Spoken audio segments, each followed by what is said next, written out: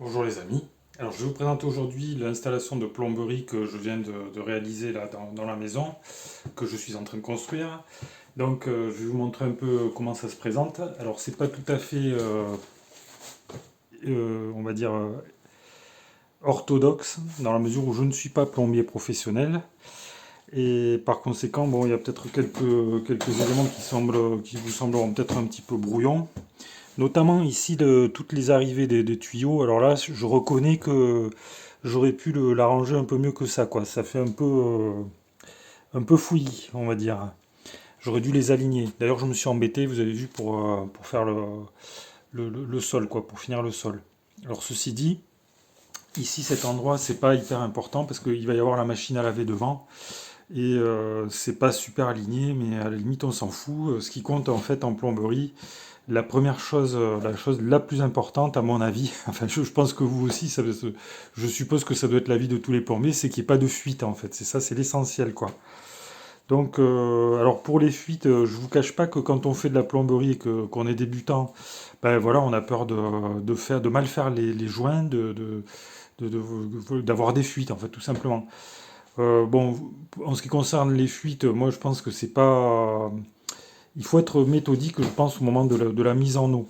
C'est-à-dire que il faut contrôler point par point les différents joints que vous avez faits. Donc, moi, vous voyez que ici, donc j'ai l'arrivée d'eau générale. Alors ça, je peux le sortir. Ça, c'est le support du chauffe-eau. Vous voyez qui est là, qui n'est pas encore monté et qui va se trouver donc dans le coin ici. Donc, il va falloir que je pose le chauffe-eau et que je le fixe au mur. Donc ici, vous voyez que j'ai l'arrivée d'eau générale de la maison. Et là, j'ai donc un tuyau en PE25. Et ici, donc j'ai mis un coude et avec un raccord, avec des raccords dits olive. C'est-à-dire que ça ressemble, c'est ça en fait, ce sont des raccords qui marchent avec à compression, on va dire. Et là, vous voyez que j'ai mis du téflon. Mais ça, c'est un truc, en fait, je me suis aperçu après, que c'est peut-être une erreur de débutant. En fait, quand on a des raccords à compression, il faut pas rajouter de joints ou quoi que ce soit. Le raccord, il tient tout seul. Il n'a pas besoin de rajouter ni de pâte ou ni quoi que ce soit pour renforcer le raccord, quoi. Alors ici, vous voyez qu'il y a la partie électrique donc pour le chauffe-eau, donc l'arrivée d'électricité. Donc pour l'installation, ici j'ai été un petit peu gêné en réalité parce que là j'ai fait peut-être une erreur de conception dès le départ dans la maison, c'est-à-dire que j'ai pas pensé à mettre des évacuations directement dans la dalle en fait, parce que j'aurais pu le faire, hein. Et là j'étais coincé, j'étais obligé de mettre un tuyau, ça c'est le tuyau d'évacuation là de la machine à laver, vous voyez, qui passe sur le mur et par conséquent j'étais coincé là pour faire passer tous mes tuyaux, ils passent devant. C'est pas top quoi, c'est pas l'idéal. C'est pas, je pense que j'aurais pu faire quelque chose d'un peu plus propre que ça. Donc là j'ai une évacuation, vous voyez évacuation de la machine à laver. Là j'ai le robinet d'alimentation de la machine à laver que je vais raccorder avec un flexible là puisqu'il est très près il est très près des collecteurs. Donc ça va venir se visser ici là, vous voyez. Et l'autre partie de ce côté. Je ne sais pas si vous le voyez là, comme ça là. Alors ici, vous voyez qu'il y a des raccords il y a des joints qui sont déjà intégrés, quoi. Donc il n'y a pas besoin de rajouter de joints, quoi. Par contre, là, je me suis embêté pas mal au niveau des collecteurs, qu'on appelle aussi des nourrices, en fait, vous voyez, puisqu'ici j'ai trois collecteurs. Alors j'ai fait des joints filasse, mais j'ai dû m'y reprendre à plusieurs fois. Alors les joints filasse, qu'est-ce que c'est? Ce sont des joints qu'on fait avec donc de la pâte à joint. Alors moi j'ai de la pâte à joint de marque Jeb, je pense qu'il en existe d'autres.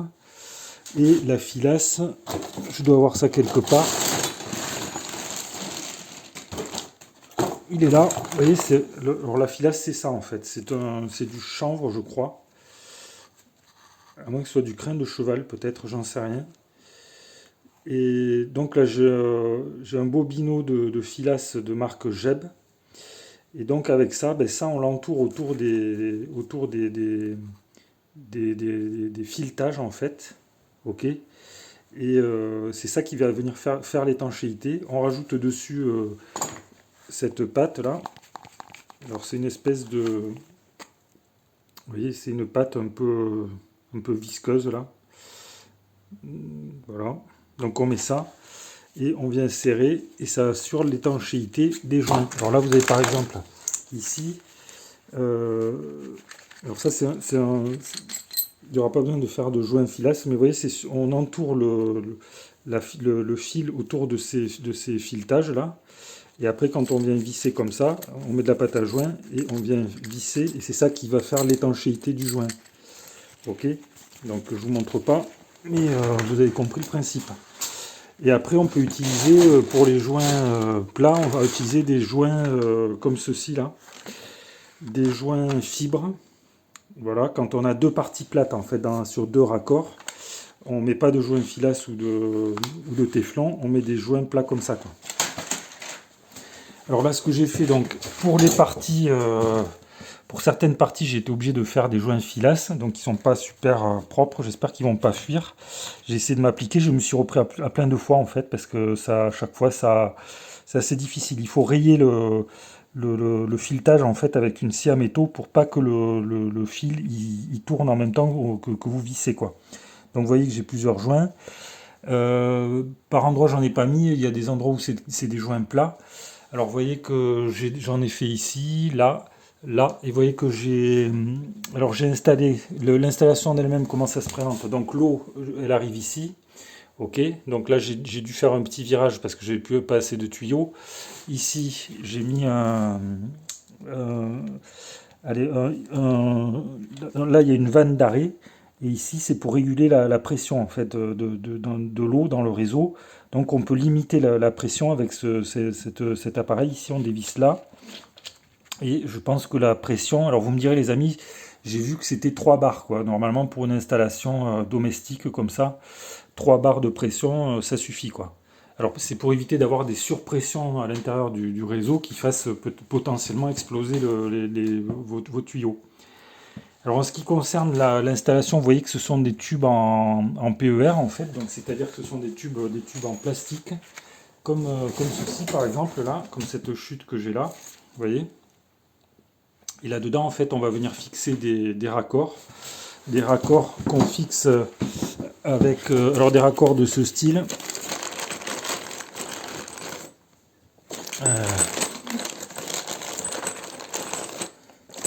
J'arrive à attraper ce qu'il faut.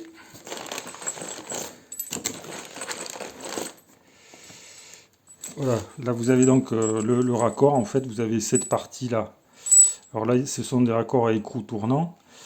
Une bague qui va venir serrer, donc cette partie là va venir s'encastrer à l'intérieur du tuyau ici. D'abord on met la bague comme ça là. On met la bague et l'écrou en premier. Hop. Donc là je vous le fais pas, mais bon en gros c'est ça quoi. Et après on va venir serrer tout ça avec une pince spéciale. La pince spéciale, une pince dite à glissement. C'est cette pince, vous voyez. Avec ça on peut... alors j'ai ouvert ma mallette à l'envers évidemment. Avec ça, ça sert pour écarter le tuyau. Donc pour enchasser la partie, cette partie là. Vous mettez ça dans le tuyau. Et ensuite avec ça, vous choisissez le diamètre de votre tuyau. Donc il y a 12, 16 et 20 mm. Vous voyez les bagues là. En fonction de votre tuyau naturellement. Et après vous venez serrer votre joint comme ça là. Vos parties métalliques avec ça là. Voilà. Et au final on se retrouve donc avec ça. Ok. Avec une bague sertie ici. Et avec un écrou tournant. Que je suis venu fixer ici, vous voyez, sur les différentes nourrices. Et donc là c'est fermé, mais je peux les ouvrir ou les fermer indépendamment l'une de l'autre. Ce qui est intéressant parce que si jamais on a une fuite sur un robinet ou je sais pas dans un seul endroit, on n'est pas obligé de fermer la totalité du réseau de la maison. Alors là ici j'ai la vanne d'arrêt général. Voilà. Ok.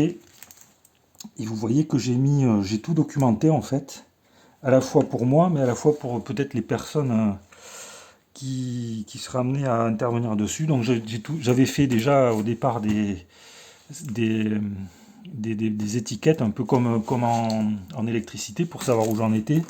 J'ai renoté, vous voyez, sur les différents tuyaux, en fait, à quoi ça correspondait, quoi. Baignoire, vous voyez, alors là, j'ai l'eau froide, en fait.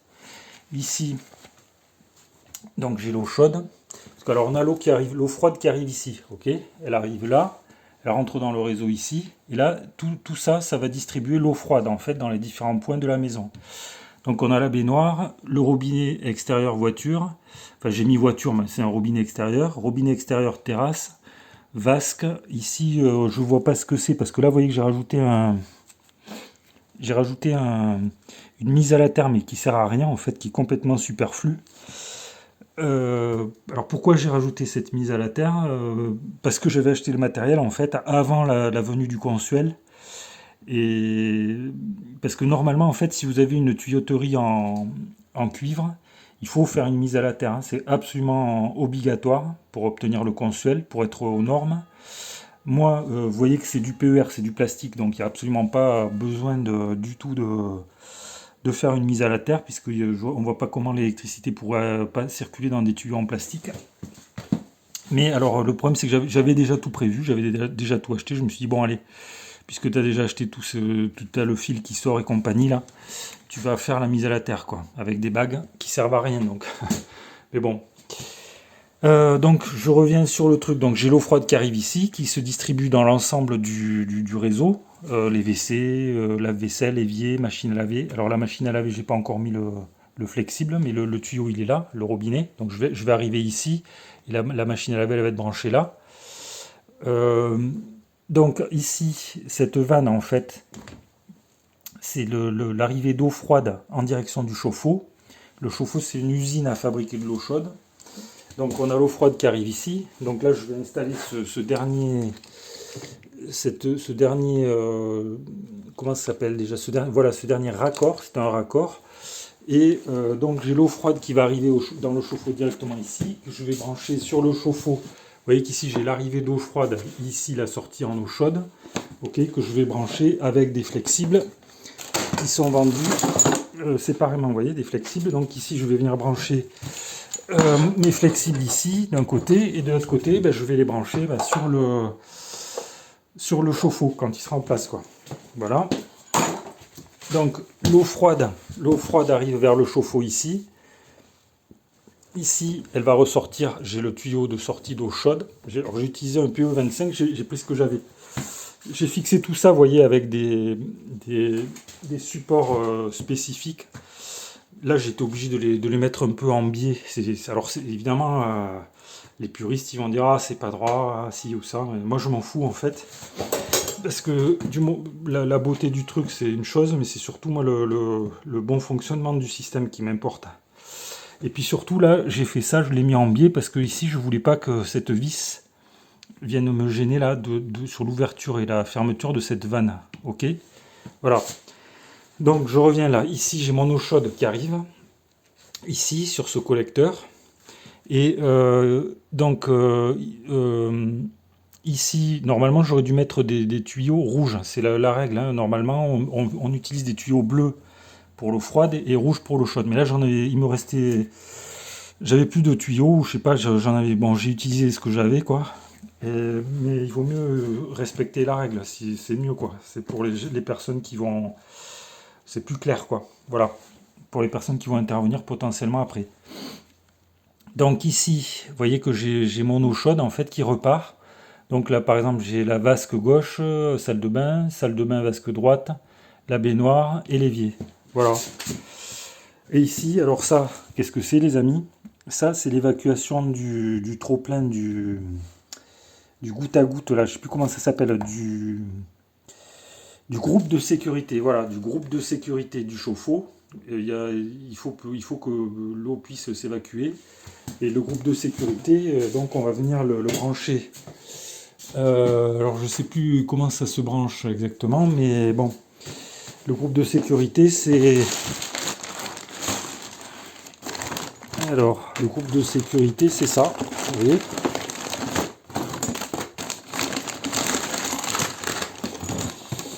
Ça vient se brancher, je sais plus où, sur le chauffe-eau. Il faut regarder la notice du chauffe-eau. Et à partir de là, donc on peut évacuer l'eau, le trop plein d'eau, quoi. Voilà, donc cette partie là que vous voyez là, elle va venir se raccorder ici, sur cette évacuation. Donc vous voyez qu'il y a quand même pas mal de petites choses à prendre en compte. Et ici là j'ai les condensats, l'évacuation des condensats, mais ça n'a rien à voir, qui arrivent de la ventilation de la VMC double flux qui se trouve au grenier. Voilà. Voilà les amis, pour ce qui concerne donc la répartition, le système on va dire l'alimentation en eau de la maison. Voilà comment c'est fait. Alors ça, je suis pas très fier de ça, mais bon, il y aura la machine à laver ici, et puis voilà. J'aurai pas le nez dessus tous les jours, quoi. Voilà. Bon, voilà les amis, ce que je pouvais vous dire. Donc, ce que je peux vous dire, c'est que on peut le faire quand on est débutant. Je l'ai fait, mais c'est vrai que je vous cache pas que je suis un peu inquiet et que j'ai peur qu'il y ait des fuites. Mais si jamais il y a des fuites, c'est pas très grave, hein. On démonte, on refait le joint et on remonte, et puis voilà, jusqu'à ce qu'il n'y ait plus de fuite. C'est jamais dramatique. Par contre, je pense qu'au moment de la mise en eau, il faut bien vérifier, il faut être méthodique, il faut faire point par point. Quand on ouvre d'abord on regarde l'alimentation générale, on regarde si c'est bon, puis après, l'un après l'autre, on va ouvrir toutes les vannes l'une après l'autre et vérifier à chaque fois que si c'est bon, quoi, s'il n'y a pas de problème. Il faut vérifier également à l'arrivée, il ne faut pas vérifier seulement ici, quoi.